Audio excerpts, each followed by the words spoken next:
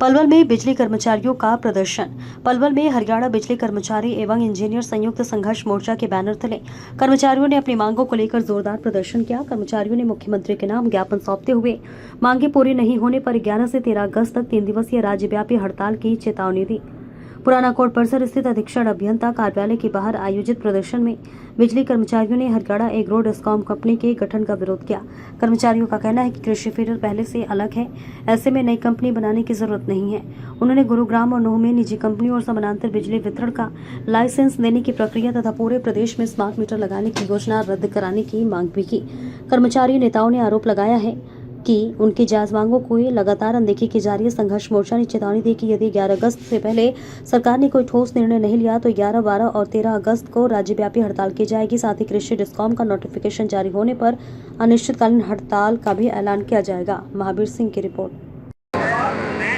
जी, आज प्रोटेस्ट किया है एससी ऑफिस के सामने, धरना दिया है, क्या मांगे हैं?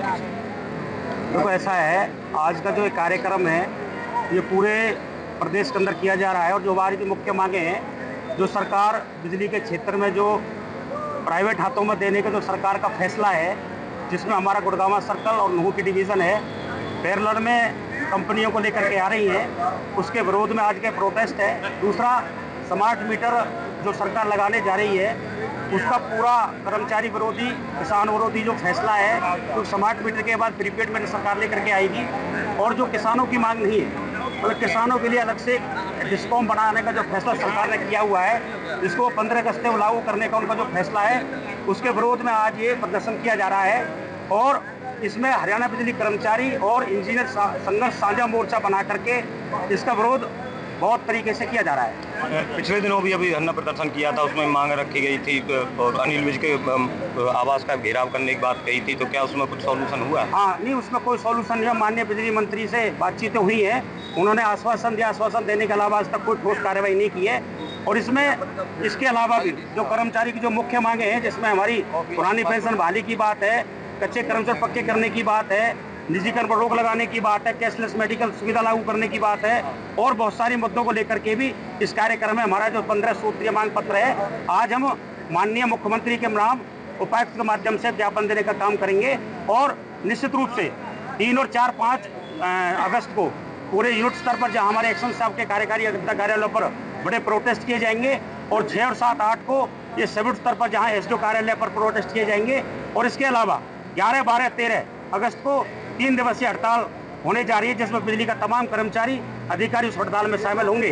तो हम उन्हें यहाँ की सरकार से ये कहना चाहते हैं कि निजीकरण को रोक लगाई जाए और जो मांगे कर्मचारियों और अधिकारियों की जो मांगे उस पर बैठ के बातचीत की जाए, अन्यथा निश्चित रूप से हड़ताल आगे बढ़ेगी। नहीं, लगातार प्रदर्शन चलते रहते हैं, लेकिन कभी भी आपका मांगों पर कोई सरकार ने ध्यान नहीं दिया, तो आगे कोई बड़ा कदम भी यूनियन उठाएगी? नहीं, ये आपको पता है, सरकार का जो चरित्र है, सरकार लगातार, ये बिजली की बात नहीं है, चाहे रोडवेज की हो, शिक्षा की बात हो, स्वास्थ्य की बात हो, तमाम जो यूनियन है, कर्मचारी, मजदूर, किसान लगातार अपनी मांगों को लेकर के लगातार धरना प्रदर्शन करते हैं और सरकार बुला करके बातचीत करती है और आश्वासन देती है कि मांगों का समाधान करेंगे।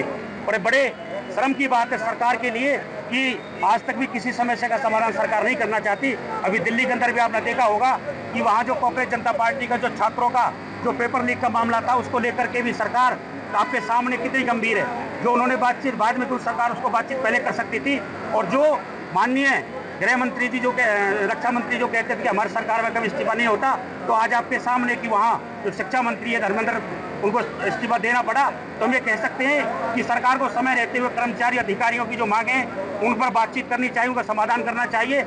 और इसी कड़ी में सर्व कर्मचारी संघ हरियाणा में पूरे प्रदेश में तमाम जिला कार्यालय में बड़ी रैली करने का आह्वान किया हुआ है। अभी पीछे फायर ब्रिगेड की हड़ताल हुई थी, नगर पालिका कर्मचारी संघ की हड़ताल हुई थी, सरकार ने उसका वादा किया हम इसके समय पर इसकी मांगों का समाधान करेंगे।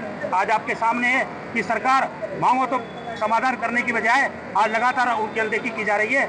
निश्चित रूप से बहुत बड़ा आंदोलन इस सरकार के खिलाफ प्रदेश में होने जा रहा है। तो मैं आपके माध्यम से कहना चाहता हूँ कि यहाँ के जो भी मंत्री हैं या हमारे जो सरकार के मुख्यमंत्री हैं, उनको इस पर बैठ करके विचार करना चाहिए। और हम नहीं चाहते कि गर्मी के मौसम में जनता को दुखी होना पड़े, और क्योंकि सरकार लगातार पूंजीपतियों के हक में फैसला कर रही है। आपने कॉकरोच जनता पार्टी का जिक्र किया, क्या जो आपकी यूनियन है वो भी उस सतर तक जा सकती है सरकार के खिलाफ? जारी करते हैं, परंतु उसके बाद सरकार बातचीत नहीं करती। तो मैंने ये कहा है कि उनका जो आंदोलन था, उस आंदोलन के बाद भी सरकार को पीछे हटना पड़ा। तो हम ये कह सकते हैं कि आज कर्मचारी, मजदूर, किसान, छात्र सभी दुखी हैं। इनको बैठ करके बातचीत सरकार को करनी चाहिए और सभी का समाधान करना चाहिए।